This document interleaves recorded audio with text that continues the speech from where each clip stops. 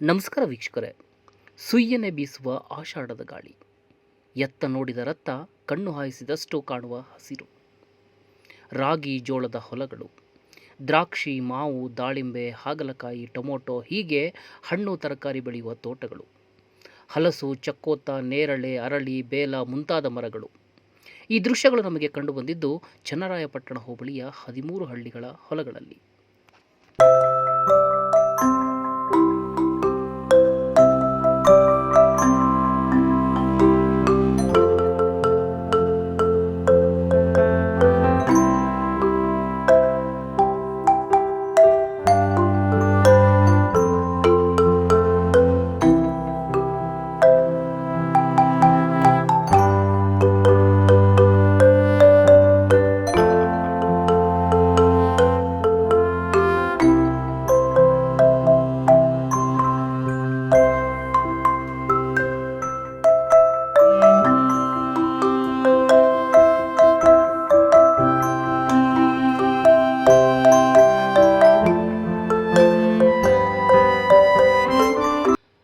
ಕೈಗಾರಿಕೆ ಮಾಡ್ತೀವಿ ಅಂತ ಹೇಳ್ಕೊಂಡು ಬರ್ತಾ ಇರುವಂತಹ ಬಂಡವಾಳಿಗರು, ರಿಯಲ್ ಎಸ್ಟೇಟ್ ಮಾಲೀಕರು ಸರ್ಕಾರದ ಮುಖವಾಡವನ್ನು ಮುಂದಿಟ್ಟುಕೊಂಡು ಭೂಮಿಯನ್ನು ಕಿತ್ಕೊಳ್ಳೋದಕ್ಕೆ ಕಳೆದ 4 ವರ್ಷದಿಂದ ಇಲ್ಲಿಯ ರೈತರನ್ನು ಹಿಂಡಿ ಹಿಪ್ಪೆ ಮಾಡುವಂತಹ ಕೆಲಸವನ್ನು ಮಾಡ್ತಾ ಬರ್ತಾ ಇದ್ದಾರೆ. ಭೂಸ್ವಾಧೀನವನ್ನು ವಿರೋಧಿಸಿ ರೈತರು 1195 ದಿನಗಳಿಂದ ಸರ್ಕಾರದ ವಿರುದ್ಧ ಧರಣಿಯನ್ನು ನಡೆಸ್ತಾ ಇದ್ದಾರೆ. ಹಲವಾರು ಬಾರಿ ಸರ್ಕಾರಕ್ಕೆ ಸಂಬಂಧಪಟ್ಟಿರುವಂತಹ ಅಧಿಕಾರಿಗಳಿಗೆ ಮತ್ತು ಉಸ್ತುವಾರಿ ಸಚಿವರಾಗಿರುವಂತಹ KH ಮುನಿಯಪ್ಪನವರಿಗೆ ಹಲವಾರು ಬಾರಿ ಮನವಿಯನ್ನು ಮಾಡಿದ್ದಾರೆ. ಸರ್ಕಾರ ಹಾಗೂ ಸಚಿವರು ಸ್ಪಂದಿಸದೇ ಇದ್ದಾಗ ಜೂನ್ 25ರಂದು ಸರ್ಕಾರದ ವಿರುದ್ಧ ಶಾಂತಿಯುತವಾಗಿ ದೇವನಹಳ್ಳಿ ಚಲೋ ನಡೆಸ್ತಾ ಇದ್ದಂತಹ ರೈತರನ್ನು ಸರ್ಕಾರ ಏಕಾಏಕಿ ದೌರ್ಜನ್ಯವನ್ನು ನಡೆಸಿ ಬಂಧಿಸುವಂತಹ ಕೆಲಸವನ್ನು ಕೂಡ ಮಾಡಿತ್ತು. ರೈತ ವಿರೋಧಿ ಸಿದ್ದರಾಮಯ್ಯಗೆ ಧಿಕ್ಕಾರ! ರೈತ ವಿರೋಧಿ ಸಿದ್ದರಾಮಯ್ಯಗೆ ಧಿಕ್ಕಾರ! ರೈತ ವಿರೋಧಿ ಸಿದ್ದರಾಮಯ್ಯಗೆ ಧಿಕ್ಕಾರ! ರೈತ ವಿರೋಧಿ ಸಿದ್ದರಾಮಯ್ಯಗೆ ಧಿಕ್ಕಾರ! ರೈತ ವಿರೋಧಿ ಸಿದ್ದರಾಮಯ್ಯಗೆ ಧಿಕ್ಕಾರ!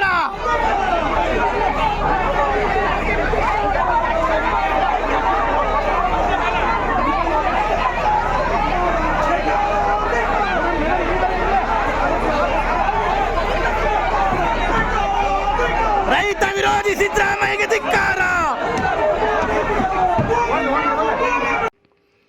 ರಿಯಲ್ ಎಸ್ಟೇಟ್ನವರನ್ನು ರೈತರು ಅಂತ ಹೇಳಿ ಬಿಂಬಿಸಿ ಹೋರಾಟವನ್ನು ಒಡೆಯುವಂತಹ ಪ್ರಯತ್ನವನ್ನು ರಾಜ್ಯ ಸರ್ಕಾರ ಮಾಡ್ತಾ ಇದೆ ಅಂತೇಳಿ ರೈತರು ಆಕ್ರೋಶವನ್ನು ವ್ಯಕ್ತಪಡಿಸ್ತಾ ಇದ್ದಾರೆ. ಏಜೆಂಟ್ಲೆಲ್ಲ ಹೋಗಿರೋದು, ನಮ್ಮೂರಿಂದ ಒಂದು 3 ಜನ ಏಜೆಂಟ್ಗಳಿದ್ದಾರೆ. ಅವರು ಜಮೀನೆಲ್ಲ ನಮ್ಮೂರಲ್ಲಿ ಹೋಗಿರೋರು ಪಾಣಿದಾರರು ಒಂದು 10 ಜನ ಬಿಟ್ಟರೆ ಯಾರು 50 ಜನ ಕರ್ಕೊಂಡು ಹೋಗಿದ್ದಾರೆ. 10 ಜನ ಪಾಣಿದಾರರು ಮಾತ್ರ. ಇನ್ನು 40 ಜನ ಪಾಣಿದಾರರೇ ಅಲ್ಲ. ಅವ್ರಿಗೆ ನೋಟಿಸು ಬಂದಿಲ್ಲ, ಏನೂ ಬಂದಿಲ್ಲ. ಏನಂದರೆ ಒಂದು ಸರ್ಕಾರನ ದಿಕ್ಕು ತಪ್ಪಿಸ್ಬೇಕು ಅಂತ ಹೇಳ್ಬಿಟ್ಟು, ದಾರಿ ತಪ್ಪಿಸ್ಬೇಕು ಅಂತ ಹೇಳ್ಬಿಟ್ಟು ಇವ್ರನ್ನೆಲ್ಲ ಕರ್ಕೊಂಡು ಹೋಗಿದ್ದಾರೆ. ಆಮೇಲೆ ಮತ್ತೆ ಏನು ಮಾಡ್ತಾ ಇದ್ದಾರೆ ಅಂದರೆ, ನಮ್ಮ ಸರ್ಕಾರನೇ ದಿಕ್ಕು ತಪ್ಪಿಸಿ ಇದನ್ನು 15 ತಾರೀಕು ಒಂದು ಆದೇಶ ಹೊರಡಿಸೋದಕ್ಕೋಸ್ಕರ ಇದನ್ನು ತಡಿಬೇಕು ಅಂತೇಳಿ ಹೋಗಿರೋದ್ರಿಂದ ಯಾರು ಮಾಡಿಸ್ತಾರೆ ಇದು ರಾಜಕಾರಣಿ ಲಕ್ಷ್ಮೀನಾರಾಯಣಪ್ಪನೋ ಮಾಜಿ ಜಿಲ್ಲಾ ಪಂಚಾಯಿತಿ ಸದಸ್ಯ ಲಕ್ಷ್ಮೀನಾರಾಯಣಪ್ಪನವರು. ಅವರು ದುಡ್ಡು ಕೊಟ್ಟು ಓಟ್ಗೆ 500 ರೂಪಾಯಿ ದುಡ್ಡು ಯಾವ ಥರ ಕೊಡ್ತಾರೋ ಅದೇ ಥರ ದುಡ್ಡು ಕೊಟ್ಟು ಬಸ್ಗಳಿಸಿದ್ದಾರೆ ಇವತ್ತು. ಸರ್, ಈಗ ನಿಮ್ಮ ಅಣ್ಣವರು ಕೂಡ ಹೋಗಿದ್ದಾರೆ ಹೋರಾಟಕ್ಕೆ. ಹೌದು, ಅವೊಂದು ಜಮೀನೇ ಇಲ್ಲ.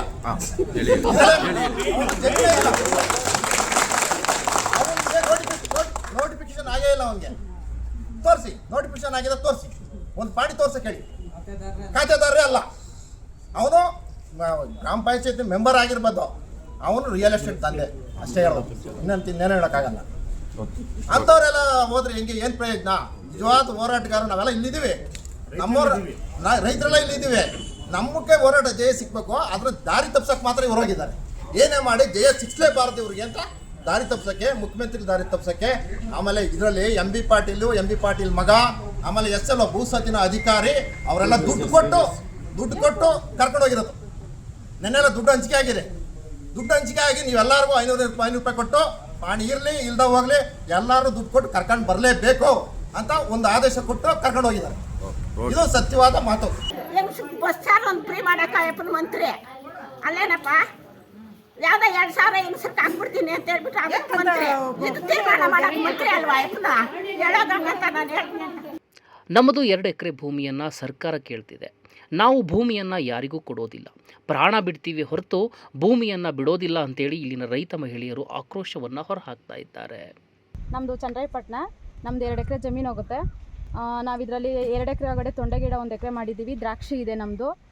ನಾವು ಒಂದು ವಾರದಲ್ಲಿ ಏನಿಲ್ಲ ಅಂದರೂ 1 ಟನ್ನಿಂದ 1 ಟನ್ 200 kg ಅಷ್ಟು ತೊಂಡೆ ಗಿಡ ನಾವು ಮಾರ್ಕೆಟಿಗೆ ಹಾಕ್ತೀವಿ. ನಮಗೆ ಈ ಜಮೀನು ಕೊಡೋದಕ್ಕೆ ಇಷ್ಟ ಇಲ್ಲ. ಯಾಕಂತಂದರೆ ನಾವೇ ಸಂಪಾದನೆ ಮಾಡಿ ನಾವೇ ಇದು ಮಾಡ್ಕೊತೀವಿ.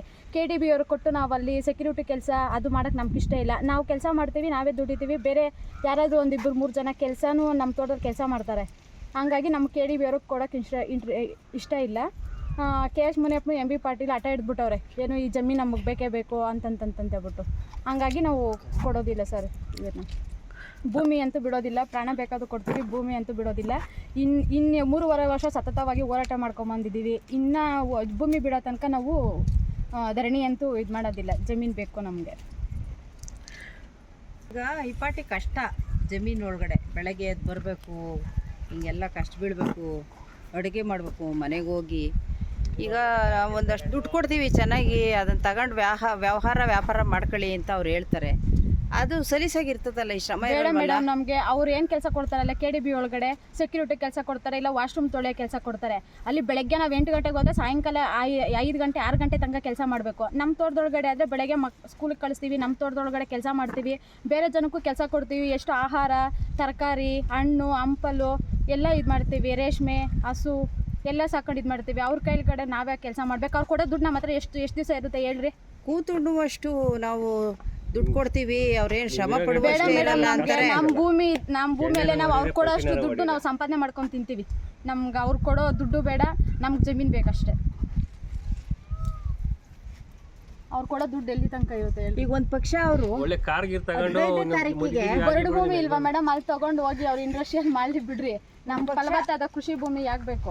ಒಂದು ಪಕ್ಷ ಅವರು ಈಗ 15ನೇ ತಾರೀಕು CM ಮಾತುಕತೆ ಇದೆಯಲ್ಲ, ಒಂದು ಪಕ್ಷ ಅವರು ಇಲ್ಲ ಹೋಗಿ ನಾವು ಕೊಡಕ್ಕೆ ರೆಡಿ ಇಲ್ಲ, ನಾವು ಯಾರ್ಯಾರಿಗೂ ಹೇಳ್ಬಿಟ್ಟಿದ್ದೀವಿ ಜಮೀನು ಕೊಡ್ತೀವಿ ನಿಮಗೆ ಕಂಪ್ನಿ ಮಾಡಿ ಅಂತ. ಅವ್ರ ಕೊಟ್ಟ ಮಾತು ವಾಪಸ್ ತಗೊಳಕ್ಕಾಗಲ್ಲ.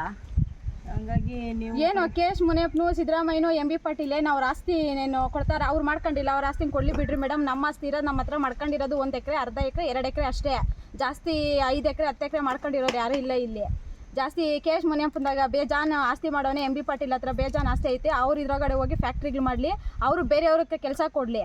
ನಮ್ಮ ಜಮೀನು ಒಳಗಡೆ ನಾವು ದುಡ್ಕೊಂಡು ನಾವು ಸಂಪಾದನೆ ಮಾಡ್ಕೊಂಡು ನಮ್ಮ ಮಕ್ಕಳು, ನಮ್ಮ ಮೊಮ್ಮಕ್ಕಳು, ನಮ್ಮ ಮಾವನ ಸಂಪಾದನೆ ಮಾಡಿರೋ ಆಸ್ತಿ ನಾವು ಸಂಪಾದನೆ ಮಾಡ್ಕೊತಾ ಇದ್ದೀವಿ. ನಮ್ಮ ಮುಂದೆ ನಮ್ಮ ಮಕ್ಳಿಗೂ ಇಕ್ಕಿರ್ತೀವಿ. ಅವ್ರು ಕೊಟ್ಬಿಟ್ಟು ನಮ್ಮ ಮಕ್ಕಳನ್ನ ಭವಿಷ್ಯ ಏನು ಮಾಡ್ಬೇಕು ಹೇಳ್ರಿ? ಎಲ್ಲ ವಿದ್ಯಾವಂತರು ಇರಲ್ಲ, ಅವಿದ್ಯಾವಂತರು ಇರ್ತಾರೆ. ನಿಜ. ಈಗ ಅವ್ರು ಹೇಳ್ತಾರೆ ನಾವು ಕಮಿಟ್ ಆಗಿದ್ದೀವಿ ಅಂತ. ಹಂಗಾರೆ ನಿಮ್ಮ ಭೂಮಿನೇ ಕೊಟ್ಕೊಳ್ರಿ, ನೀವು ಮಾತು ಕೊಟ್ಟಿದ್ರೆ ನಮ್ಮ ಭೂಮಿ ಯಾಕೆ ಕೊಡ್ಬೇಕು ನಾವು ಅಂತ ಪಟ್ಟಾಕ್ತೀರಾ? ಆಗ್ತೀವಿ ಮೇಡಮ್. ಅವ್ರ ಭೂಮಿನೇ ಕೊಡ್ಲಿ ಬಿಡ್ರಿ, ನಮ್ಮ ಭೂಮಿ ಯಾಕೆ ಕೊಡೋಣ?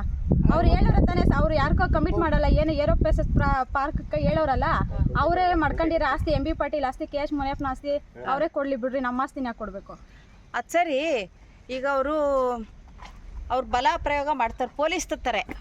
ತಗೊಂಡ್ಬರ್ಲಿ ಬಿಡ್ರಿ ಮೇಡಮ್, ಜೈಲ್ಗೆ ಹಾಕ್ತಾರ, ಹಾಕ್ಲಿ, ಎಷ್ಟು ದಿವಸ ಇಕ್ಕಂತಾರ ಇಕ್ಕೊಂಡ್ಲಿ. ಆದ್ರೂ ಜಮೀನ್ ಮಾತ್ರ ನಾವು ಕೊಡಲ್ಲ.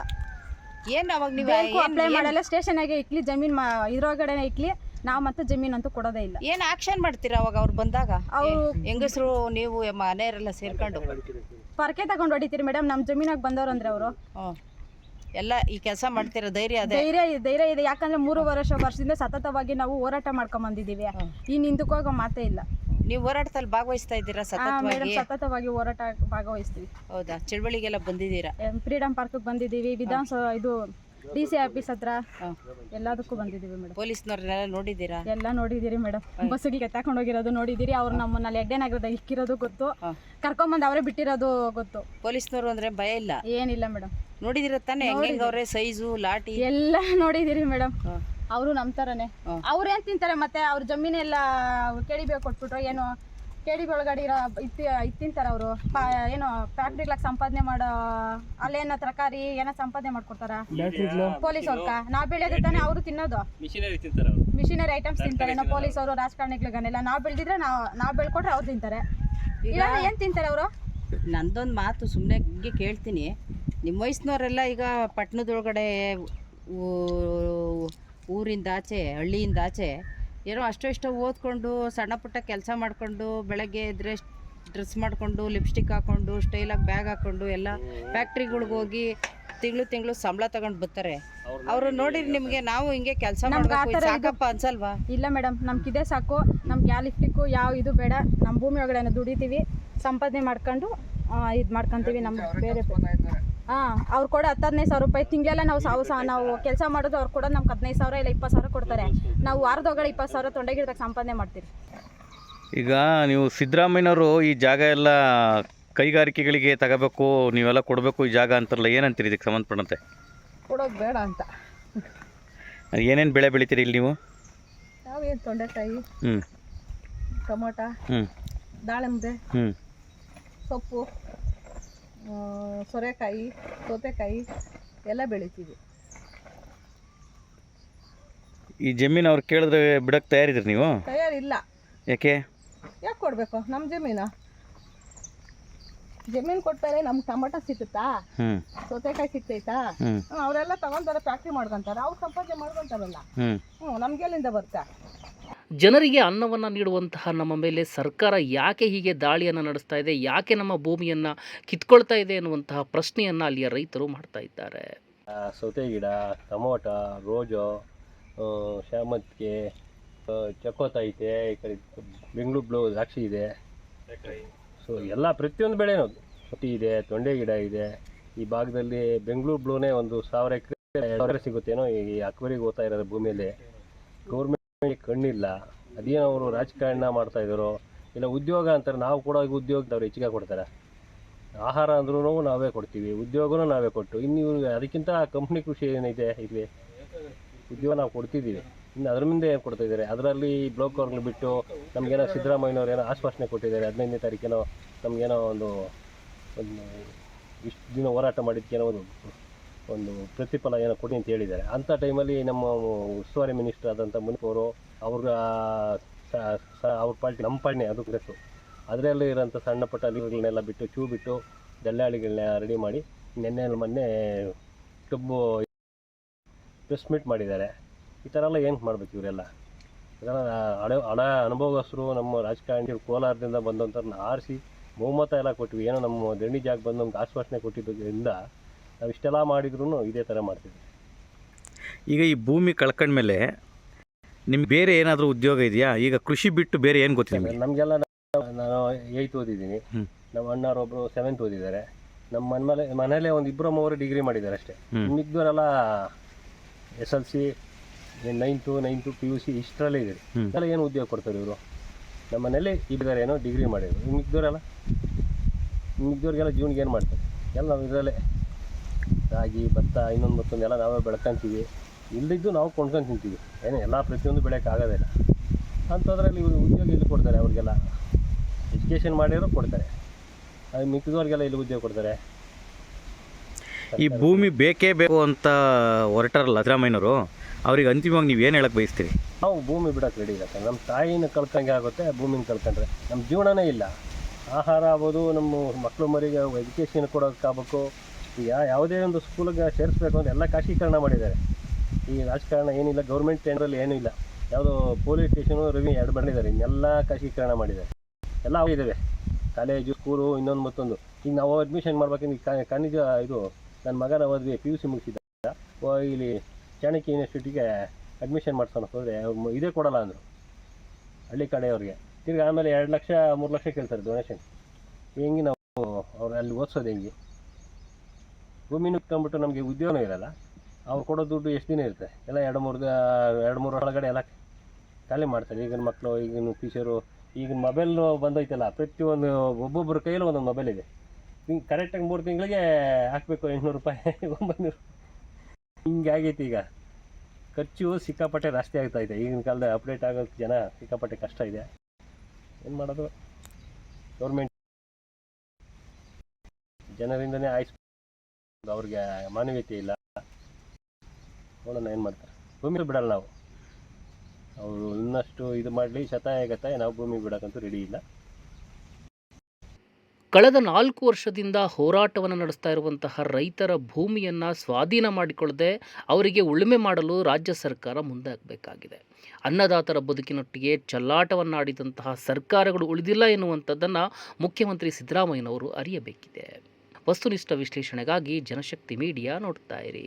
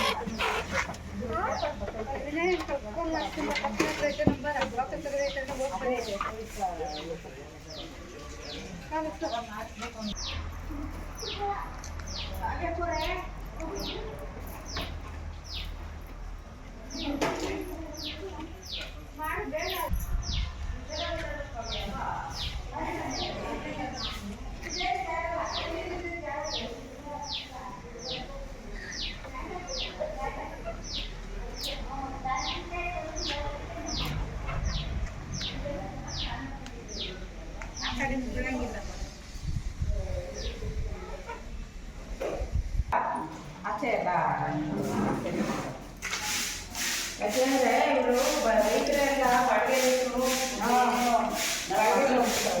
ಬಾಡಿಗೆ ಈಗ ಸಗಣಿ ಎಲ್ಲ ತಂದು ಬಾಡಿಗೆ ಹಾಕೊಂಡು ಕೊಟ್ಟಿ